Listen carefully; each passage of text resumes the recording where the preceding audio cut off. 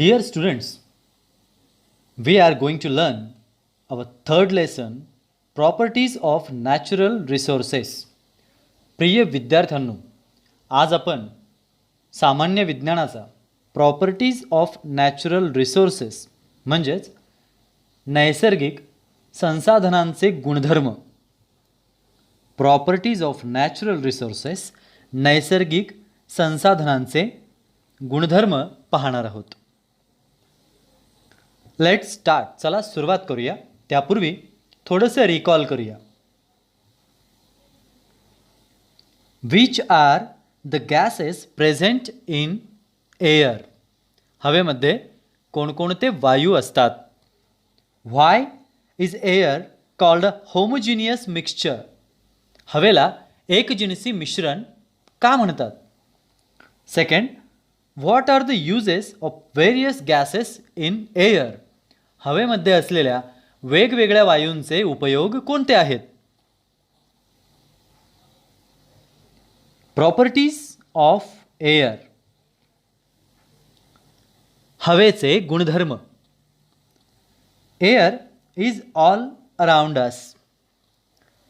We cannot see it, yet we feel the presence of air. When we inhale, air is taken in through the nose. If we blow on our hand through our lips, we can feel the air. आपल्या सभोवताली हवा आहे, परंतु ती आपल्या डोळ्यांना दिसते का, तर नाही. हवेचं अस्तित्व आपल्याला जाणवतं. जसं की जेव्हा आपण इन्हेल करतो. इन्हेल म्हणजे काय. जेव्हा आपण श्वास घेतो तेव्हा नाकावाटे ही हवा आत घेतली जाते आणि ती आपल्याला जाणवते. तोंडासमोर हात धरा आणि फुंकर मारा. काय होईल. आपल्याला हवेचा स्पर्श जाणवतो. Try this. हे करून पहा. Take a stick from a broom or a paper or plastic straw. Tie a thread at its center and hang it so that it remains horizontal. झाडूची एक काडी किंवा थंड पेय पिण्यासाठी जे स्ट्रॉ वापरली जाते ती स्ट्रॉ घ्या. त्या स्ट्रॉ किंवा काडीला मध्यभागी दोऱ्याने बांधा आणि ती अशा प्रकारे टांगा की ती बरोबर समांतर म्हणजेच कशी आडवी राहिली पाहिजे. फॉर एक्झाम्पल अशा प्रकारे. चित्रात मात्र ती थोडीशी तिरकी झालेली दिसते. आपल्याला अशी नको आहे. हॉरिझॉन्टल राहायला हवी, परपेंडिक्युलर राहायला हवी. Tie 2 rubber balloons of the same size at the 2 ends of the stick. See to it that the stick remains horizontal. Now remove one balloon, inflate it and tie it again at its original position. Does the stick remain horizontal? The stick goes down on the side of the inflated balloon. This means that air has weight. Air is a mixture of gases, therefore like all other matter, it has mass and weight. बघा काय केलं. आपल्याला चित्रात दाखवल्याप्रमाणे एक straw किंवा काडी horizontal बांधायची आहे. तिच्या दोन्हीही टोकांना 2 फुगे बांधायचे आहे. फुगे सुरुवातीला फुगवून एकसारखेच बांधल्यानंतर तुमच्या लक्षात येईल स्टिक हॉरिझॉन्टली सेम राहील. पण जेव्हा सेकंड वन दुसरा बलून आपण त्यातली हवा काढून टाकू तेव्हा तुमच्या लक्षात येईल या पिक्चरमध्ये दाखवल्याप्रमाणे ती खाली झुकलेली दिसेल. याचा अर्थ काय. फुग्यात हवा नसल्यामुळे तो वरती गेला. त्या बाजूची काडी वरती ढकलली गेली. याचा अर्थ असा की या बाजूच्या फुग्याला वजन आहे. म्हणजेच काय. थोडक्यात फुग्यात काय आहे. हवा. म्हणजेच हवेला वजन असतं. हवा हे वायूंचं मिश्रण असल्यामुळं इतर पदार्थांना जसं वजन असतं, वस्तुमान असतं, तसंच हवेला सुद्धा वस्तुमान आणि वजन आहे. Take second one, take an injection syringe without the needle. आपल्याला सुई नसलेली इंजेक्शनची एक सिरीज घ्यायची आहे. Pull its piston and observe it as you do so. तिचा पिस्टन म्हणजेच हा भाग, ज्याला मराठीत दट्ट्या असं म्हणतात, हा ओढायचा आहे आणि निरीक्षण करायचं आहे की काय होतं त्यावेळेला. The piston can be pulled out easily. The piston then remains in that position even if you let it go. Now close the inlet hole of the syringe tightly with your thumb. Pull the piston and let it go. Is the force required to pull out the piston more or less than before? Does the piston remain as it after you let it go?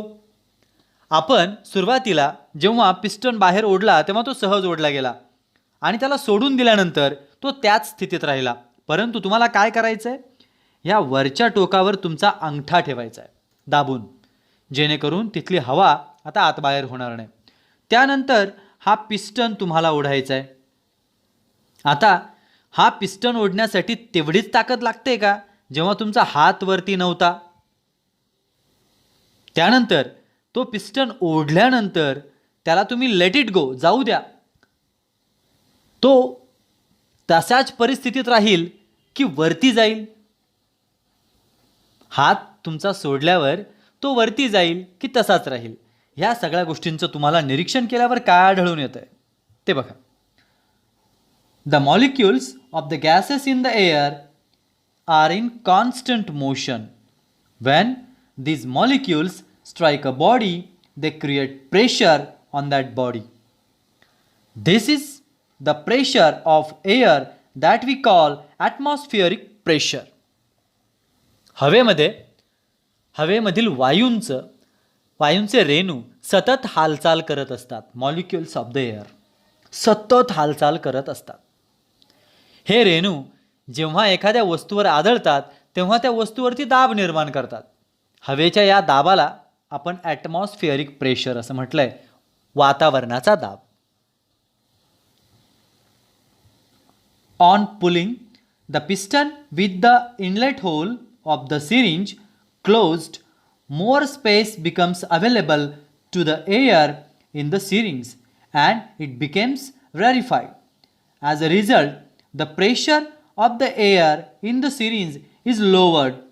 Comparatively, the pressure of the outside air is very high. That is why when the pulled out piston is released, it is immediately pushed in. If this experiment is repeated, holding the syringe in different positions like vertical, horizontal or inclined, the piston is found to go into the same extent in all the cases. From this, we can infer that atmospheric pressure is the same in all the directions. बघा, हा जो प्रयोग आपण करून बघतोय, हा सिरिंजचं छिद्र बंद करून दट्ट्या खेचल्यावर सिरिंजमधल्या हवेला जास्त जागा उपलब्ध होते आणि ती विरळ होते. त्यामुळे सिरिंजमधला हवेचा दाब कमी होतो, बाहेरचा दाब मात्र तुलनेने जास्त असतो. म्हणूनच बाहेर खेचलेला दट्ट्या सोडून दिला, पिस्टन सोडून दिला की तो लगेच आत स्प्रिंगसारखा ढकलला जातो. ही सिरिंज आता तुम्ही उभी करा, आडवी करा, तिरकी करा, कोणत्याही पोझिशनला हात ठेवून तुम्ही हा प्रयोग केला तर तुम्हाला सेम कंडिशन आढळेल. ओढण्यासाठी जास्त दाब, सोडल्यानंतर पिस्टनची होणारी मूवमेंट ही सगळ्या स्थितीत सारखीच असेल का? यावरून आपण एक कन्क्ल्युजन काढू शकतो. From this we can infer that atmospheric pressure is the same in all directions. वातावरणाचा दाब सर्व दिशांनी समान असतो, हे आपल्या लक्षात येईल. Is there any atmospheric pressure on the moon? चंद्रावर वातावरणाचा दाब असेल का? गुगल वापरा आणि याच्यावर माहिती मिळवा. Do you know that under ordinary conditions, atmospheric pressure at sea level is about 1,01,400 newtons per square meter. It can be measured with the help of a barometer. As we go higher above sea level, atmospheric pressure decreases. आपण याआधी पाहिलं सर्वसामान्य स्थितीत समुद्र सपाटीला वातावरणाचा दाब हा सुमारे 1,01,400 न्यूटन प्रति चौरस मीटर इतका असतो आणि तो मोजण्यासाठी बॅरोमीटर वायुदाब मापक आपल्याला वापरता येतो. वातावरणाचा दाब हा समुद्र सपाटीपासून जसं जसं तुम्ही उंच जाल तसा तसा तो डिक्रीज होत चालतो, कमी कमी होत जातो. थोडीशी गंमत करूया. A little fun. Place a piece of cardboard on the mouth of a glass filled completely with water. Holding the cardboard firmly in place with one hand, invert the glass quickly. Take your hand away from the cardboard. What do you see? बघा गंमत.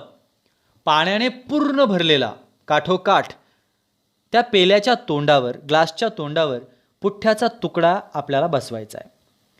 त्याला हाताने आधार द्या, तळहाताने. आता काय करा? Quickly, झटकन glass उलटा करा, अपसाइड डाऊन, आणि खालचा हात काढून घ्या. बघा बरं काय लक्षात येतंय तुमच्या? पाणी सांडतंय, पुठ्ठा खाली पडतोय, काय होतंय? चला जाणून घेऊया शास्त्रज्ञांच्या बाबतीत. Great scientist. In 1726, the Swedish scientist Daniel Bernoulli put forth the important principle that the pressure of air decreases when its velocity increases, while the pressure of air increases when its velocity decreases. If a body is moving through air, the air pressure decreases perpendicular to the direction of the motion, and then the air in its surroundings flows rapidly from higher pressure to the lower pressure. Daniel Bernoulli नावाचा एक Swedish शास्त्रज्ञ ज्याने 1726 साली एक महत्त्वाचं तत्त्व मांडलं, principal मांडला.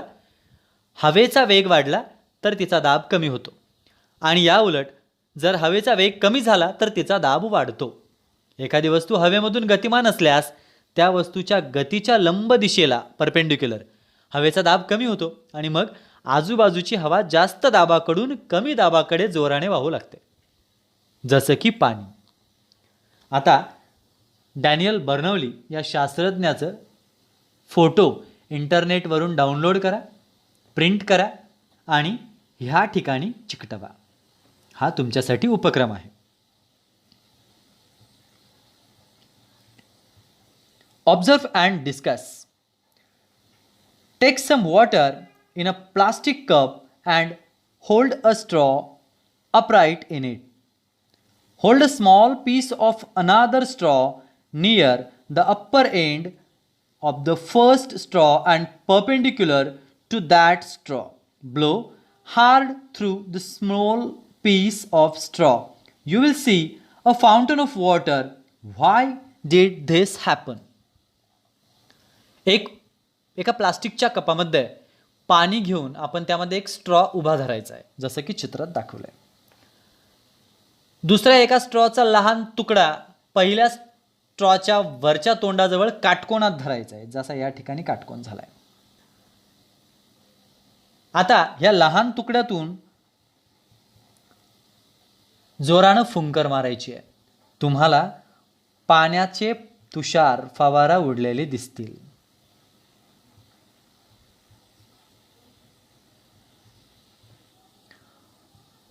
का घडलं असं? चला जाणून घेऊया. On blowing through the straw, the air at its open end is pushed away, and hence the pressure of the air at the opening goes down. As the pressure of the air near the upper end of the erect straw becomes less, than atmospheric pressure, the water in the cup is pushed from where the pressure is higher to where it is lower. That it is in the upward direction and the water comes out in the form of a fountain. The more forcefully you blow, the higher will be the fountain. This straw fountains works on Bernoulli's principle. ज्या शास्त्रज्ञाविषयी आत्ता इतक्यात आपण वरती माहिती पाहिली आहे त्याच्या तत्वानुसार हे फाउंटन कारंजे तुषार काम करतायत. कसं फुंकर मारल्यावर काय झालं, त्याच्या समोर असलेली हवा दूर ढकलली गेली आणि त्यामुळे त्या ठिकाणी असलेला हवेचा दाब कमी झाला. स्ट्रॉच्या वरच्या तोंडाजवळ असलेला हवेचा दाब वातावरणाच्या दाबापेक्षा कमी झाला. इथे वातावरणाच्या दाबापेक्षा हा दाब कमी झाला. त्यामुळं कपमधील पाणी जास्त दाबाकडून कमी दाबाकडे वाहायला लागलं, वर ढकललं गेलं. बरोबर, जास्त दाबाकडून कमी दाबाकडे. आणि पाण्याच्या फवाऱ्याच्या रूपात, कारण इथे हवा ब्लो होत होती म्हणून वर आलेलं पाणी हे फवाऱ्याच्या स्वरूपात बाहेर उडालं. हा स्ट्रॉचा फवारा बर्नौलीच्या तत्वावर काम करतो. उर्वरित लेसनसाठी बघा पार्ट 2.